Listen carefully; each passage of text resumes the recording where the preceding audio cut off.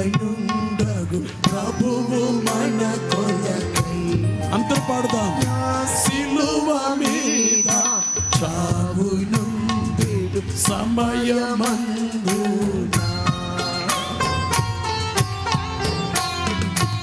ఆవయుండగు ప్రభువు మన కొరకై.